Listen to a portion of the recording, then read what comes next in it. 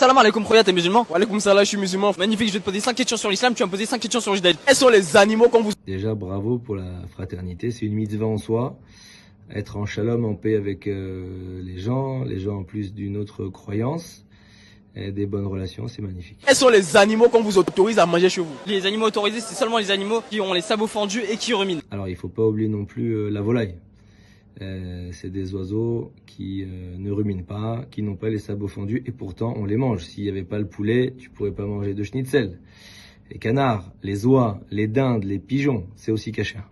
Tu peux me dire quels sont les poissons cachers? Pour les poissons cachers, c'est que les poissons qui ont des écailles et des nageoires. Les poissons qui n'ont pas d'écailles et de nageoires, c'est les poissons lisses comme les dauphins et donc ils vont tout au fond de la mer. Du coup, ils mangent plein de cochonneries et donc c'est pas bon pour la santé. Attends, c'est pas bon pour la santé, c'est pas pour ça que c'est pas cachère. Si c'était pour une question de santé, on mangerait pas non plus du cabillaud, du merlan, de l'aigle fin. Ils vivent au fond de la mer aussi et pourtant on les mange. Donc c'est évident que ça n'a pas été à cause de questions de santé ou de diététique que Dieu va interdire la consommation d'espèces animales. Il y a des raisons bien plus hautes, avec une dimension bien plus grande que nos maîtres ont rapporté et bien plus haute qu'une question d'hygiène ou de santé. Le Rama, par exemple, il dit que on doit devenir saint comme Dieu est saint. Et donc consommer des prédateurs nous ferait devenir comme eux, parce qu'on est ce qu'on mange. Et donc on adopterait leurs mauvais traits de caractère. Ils sont orgueilleux, ils sont bestiaux.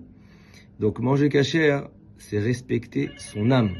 C'est ne pas la souiller par les éléments que Dieu considère impurs, dont ces animaux qui ne sont pas cachères. Donc la nourriture, elle nourrit le corps, mais elle nourrit aussi l'âme. Et entre nous, le dauphin, c'est pas un poisson, c'est un mammifère. Tu peux me dire combien de temps dure Shabbat? Shabbat, ça dure de vendredi soir à samedi soir, donc c'est 24 heures complets. Juste pour une précision, Shabbat, ça dure 25 heures et pas 24 heures.